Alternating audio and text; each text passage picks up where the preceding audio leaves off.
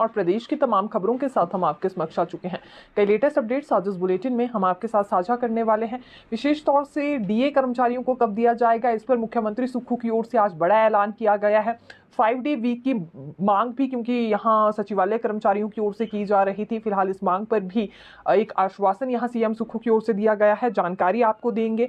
Outsource पर भी नया ऐलान सीएम सुक्खू ने किया है। ये आज शपथ ग्रहण समारोह में गए थे और सचिवालय सेवाएं कर्मचारी संगठन का ही ये कार्यक्रम था और इसी कार्यक्रम के दौरान 3 से 4 बड़े ऐलान सीएम सुक्खू की ओर से कर दिए गए हैं। फिलहाल कर्मचारियों के संदर्भ में जो कुछ कहा गया है उससे संबंधित अपडेट हम आपको देने वाले हैं। साथ ही साथ ओपीएस की मार कैसे हिमाचल प्रदेश में पड़ी ये भी जानकारी देंगे। दरअसल एक ब्यौरा क्योंकि आज मुख्यमंत्री की ओर से रखा गया है कि कैसे ओपीएस लागू करने के बाद आर्थिक बोझ प्रदेश सरकार पर बढ़ गया है और जिसके बाद बाकी देनदारियां देने में काफी ज्यादा परेशानियां फिर यहां सरकार को हो रही हैं कर्मचारियों की। इस पर भी बारीकी से अपडेट आपके लिए लेकर आए हैं। जीओआईटी पोस्ट कोड 817 पर अगले कल बैठक बुला ली गई है।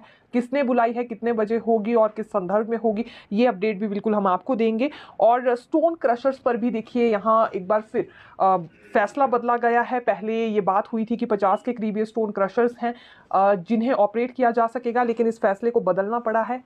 आखिरकार क्यों, ये भी जानकारी आपको देंगे। लेकिन शुरुआत मौसम से करना चाहेंगे क्योंकि 26 नवंबर के बाद मौसम करवट बदलेगा। 26 और 27 नवंबर को बारिश और बर्फबारी के आसार जताए गए हैं। हालांकि ये भी मौसम विज्ञान केंद्र की ओर से कहा गया है कि जरूरी नहीं है काफी तेज या जोरदार बारिश और बर्फबारी होगी, लेकिन हल्की सी बारिश जरूर हो सकती है। ऊपरी क्षेत्रों में सतर्क रहने के लिए लोगों को कहा गया है बर्फबारी के चलते। और इसी के साथ साथ आपको ये भी बता देते हैं कि श्री रेणुका जी मेले की शुरुआत भी आज से हो चुकी है। इसमें उद्योग मंत्री हर्षवर्धन चौहान भी गए थे और वहाँ के जो विधायक हैं वो भी मौके पर देखे गए। हालांकि इस मेले का समापन करने के लिए राज्यपाल वहाँ पहुँचेंगे। तो ये मेले से संबंधित अपडेट हम आपके लिए लेकर आए थे। HP टेट को लेकर एडमिट कार्ड जारी हो गए हैं। 4 विषयों पर ये एडमिट कार्ड जारी किए गए हैं, जिसमें एक JBT है, शास्त्री है, लैंग्वेज टीचर का है और TGT नॉन मेडिकल का भी एडमिट कार्ड जारी हो गया है टेट का। तो बाकी जानकारी आप वेबसाइट पर जाकर देख सकते हैं। देखिए परिवहन विभाग की ओर से एक और नई सुविधा दी जा रही है वाहन चालकों को और ये नई सुविधा कुछ इस प्रकार की है कि टैक्स में छूट दी जाएगी अगर पुराने वाहन को आप स्क्रैप करवाते हैं। केवल टैक्स में ही नहीं बल्कि नई गाड़ी का रजिस्ट्रेशन करवाने में भी पूरी छूट दी जाएगी। मान लीजिए आपको पुरानी गाड़ी को स्क्रैप करवाना है और नई गाड़ी का रजिस्ट्रेशन करवाना है तो इस पर बिल्कुल आपको छूट प्रदान की जाएगी। नॉन ट्रांसफरेबल रजिस्ट्रेशन पर 25% की छूट प्रदान की जाएगी, तो वहीं ट्रांसफरेबल रजिस्ट्रेशन पर 15% छूट प्रदान की जाएगी। ये प्रपोजल भेजा गया था सरकार को परिवहन विभाग की ओर से। इस प्रपोजल को मंजूरी दे दी गई है कैबिनेट में, जिसके बाद अब अगले 8 सालों तक इसे लागू किया जाएगा। यानी कि 8 सालों तक ये छूट आपको मिलने वाली है अगर आपको नई गाड़ी का पंजीकरण करवाना है, लेकिन शर्त ये है कि अगर पुरानी गाड़ी भी साथ में स्क्रैप करवानी है। और मान लीजिए कोई ऐसा व्यक्ति है जो पुरानी गाड़ी को स्क्रैप करवाना चाह रहा है और उसने पिछले 1 साल से टैक्स ही नहीं दिया है, तो वो 1 साल के टैक्स को भी यहाँ छूट दी जाएगी। ये भी परिवहन विभाग की ओर से स्पष्ट कर दिया गया है। तो फिलहाल लेकिन ये 1 वर्ष के ही टैक्स को छूट देने की बात यहाँ पर हुई है। एक सुनहरा मौका है और अगले 8 साल तक ये सुविधा इसी तरह से लागू रहेगी। ये व्यवस्था शुरू कर दी गई है परिवहन विभाग की ओर से। डॉक्टरों के नियमितीकरण पर भी आना चाहेंगे। लगभग ये 140 के करीब क्योंकि डॉक्टर हैं, सितंबर में इन्होंने अपना कॉन्ट्रैक्ट पीरियड पूरा कर लिया था और अभी तक इन्हें रेगुलर नहीं किया गया है। इन्हें हर महीने वित्तीय नुकसान हो रहा है, लेकिन जानकारी इनके लिए ये लेकर आए हैं कि मंत्री कार्यालय से इनकी फाइल पर अप्रूवल मिल गया है। स्वास्थ्य मंत्री कार्यालय में इनकी फाइल फंसी हुई थी, अब जल्दी ही इनकी रेगुलराइजेशन को लेकर आदेश जारी हो जाएंगे। और ये लगभग 140 के करीब डॉक्टर्स हैं जो कि अलग अलग स्वास्थ्य संस्थानों में कार्यरत हैं। तो अभी तक इन्हें नियमित नहीं किया गया था, इंतजार में बने थे, लेकिन अब 1-2 दिन में ये ऑर्डर्स जारी हो जाएंगे क्योंकि महज अभी तक ये अप्रूव नहीं हो पाई थी मंत्री कार्यालय से। अब अप्रूवल मिलने के बाद जल्दी ही इनके लिए भी राहत भरी खबर निकलकर सामने आएगी। देखिए सोलन, धर्मशाला, पालमपुर और मंडी में महापौर उप महापौर का चुनाव होना है और इसे लेकर कांग्रेस की ओर से नया दांव खेला गया है। दरअसल कांग्रेस प्रदेश अध्यक्ष और सांसद प्रतिभा सिंह की ओर से नई नियुक्तियां कर दी गई हैं। वरिष्ठ पदाधिकारियों को और कांग्रेस के वरिष्ठ नेताओं को उन्होंने पर्यवेक्षक के तौर पर तैनात कर दिया है। नई नियुक्तियां एक तरह से हम कहना चाहेंगे।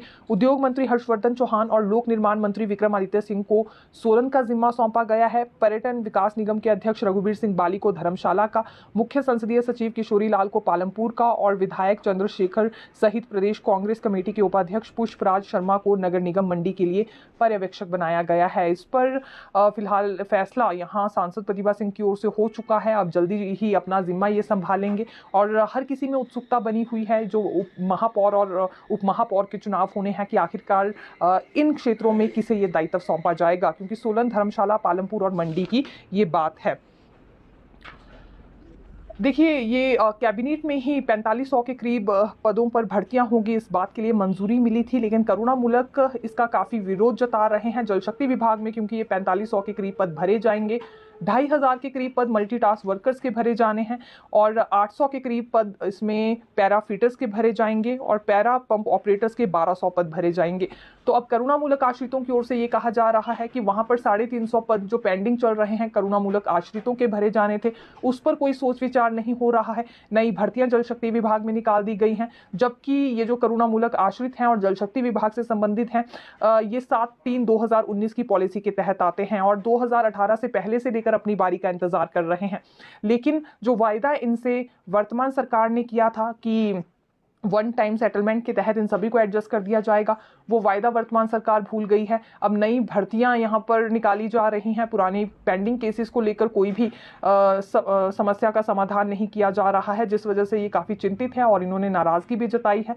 हालांकि देखिए, जो 350 के करीब पद करुणामूलकों के भरे जाएंगे जल शक्ति विभाग में, उसमें 90 के करीब ऐसे भी पद हैं जो कि पीएन के भरे जाएंगे और ये करुणामूलक आश्रितों को ही मौका दिया जाना चाहिए था, लेकिन अब यहाँ नई भर्तियां की जा रही हैं। इस पर इन्होंने एक तरह से ऐतराज जताया है। ये फैसला सरकार को वापस लेते हुए पहले करुणामूलक भर्ती करनी चाहिए, ये मांग इन्होंने उठाई है। हालांकि देखिए, इससे पहले भी अनिश्चितकालीन भूख हड़ताल पर ये करुणामूलक आश्रित गए थे, फिर कुछ एक को नौकरियां मिल गई, कुछ एक केसेस रह गए हैं पेंडिंग और कुछ एक केसेस रिजेक्ट भी कर दिए गए थे। तब से लेकर करुणामूलक आश्रित फिर सचिवालय के चक्कर ही काट रहे हैं, तादाद इनकी बढ़ती जा रही है और कारण ये भी दे रहे हैं कि पिछले कई समय से भर्तियां नहीं हो पाई हैं, इस वजह से हजारों में अब इनकी तादाद हो चुकी है और आने वाले समय में भी करुणामूलक आश्रितों को नौकरी देने पर कोई फैसला नहीं हो रहा है। तो ये जल शक्ति विभाग से संबंधित अपडेट हम लेकर आए थे। डीजीपी मामले पर आना चाहेंगे कारोबारी निशांत शर्मा की ओर से, क्योंकि ये आरोप कुछ एक डीजीपी संजय कुंडू पर लगाए गए हैं, जिसके बाद हाईकोर्ट ने इस मामले में संज्ञान लिया था और अब सुनवाई आज हुई है और इसमें साफ तौर से ये कहा गया है हाईकोर्ट की ओर से कि यहाँ जो भी हाईकोर्ट के ऑर्डर्स होते हैं उसी हिसाब से तथ्य सामने रखे जाएं, मीडिया ट्रायल ना किया जाए। ये वकीलों को और अधिकारियों को एक तरह से हिदायत हाईकोर्ट की ओर से दी गई है।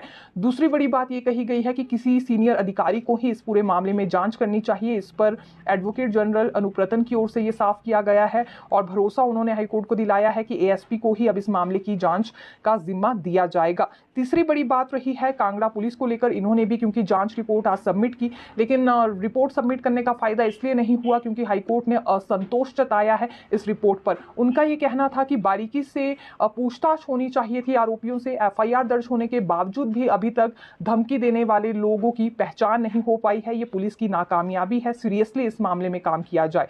साथ ही साथ निशांत शर्मा को जो सिक्योरिटी दी गई है उसे आगे भी कंटिन्यू रखा जाए, ये भी हाईकोर्ट की ओर से आदेश जारी हुए हैं और इस पर एडवोकेट जनरल ने ये साफ कर दिया है कि बिल्कुल अभी 2 पुलिस कांस्टेबल्स को सिक्योरिटी के लिए लगाया गया है निशांत शर्मा के साथ, जरूरत पड़ी तो बाकी के जवान भी उनके साथ तैनात कर दिए जाएंगे। अब अगली सुनवाई इस मामले में 4 दिसंबर को होगी, लेकिन मामला पूरी तरह से अभी गरमाया हुआ है और आज सुनवाई के दौरान क्या कुछ हुआ है इससे संबंधित अपडेट हम आपके लिए लेकर आए थे। कि आप जानते हैं सीएम सुक्खू ने आज आउटसोर्स भर्तियों को लेकर भी बड़ा ऐलान कर दिया है। दरअसल ये शपथ ग्रहण समारोह में गए थे, सचिवालय कर्मचारी संगठन का ये शपथ ग्रहण समारोह था, सचिवालय सेवाएं कर्मचारी संगठन का, और इसी बीच मुख्यमंत्री की ओर से 3 से 4 बड़े ऐलान किए गए, जिसमें आउटसोर्स से संबंधित उन्होंने बड़ी बात ये कह दी कि आने वाले समय में आउटसोर्स भर्तियां नहीं होंगी या फिर आउटसोर्स भर्तियां कम ही करने पर अब विचार किया जाएगा। ये इसलिए क्योंकि वर्तमान सरकार नहीं चाहती कि दिन रात ही अपनी सेवाएं दे कम सैलरी में और उसके बाद बुढ़ापे में सहारे के लिए इनके पास कुछ भी ना बचे। तो इस तरह की परिस्थितियां आउटसोर्स कर्मचारियों को देखनी पड़ती है, इसलिए आने वाले समय में इनकी भर्तियां एक तरह से बंद कर दी जाएंगी या फिर फिर बहुत कम होंगी। लेकिन जो पिछले आउटसोर्स कर्मचारी हैं उनको लेकर कोई हलचल नजर नहीं आ रही है, ना इनकी स्थायी नीति पर कुछ हुआ है, और जिनकी नौकरियां गई हैं वो नौकरी बहाली की मांग जरूर उठा रहे हैं, लेकिन नौकरी बहाली पर भी सरकार कुछ नहीं कह रही है और आने वाले समय में इन भर्तियों पर ही फुल स्टॉप लग जाएगा। इस तरह के संकेत आज मुख्यमंत्री सुक्खू की ओर से दे दिए गए हैं।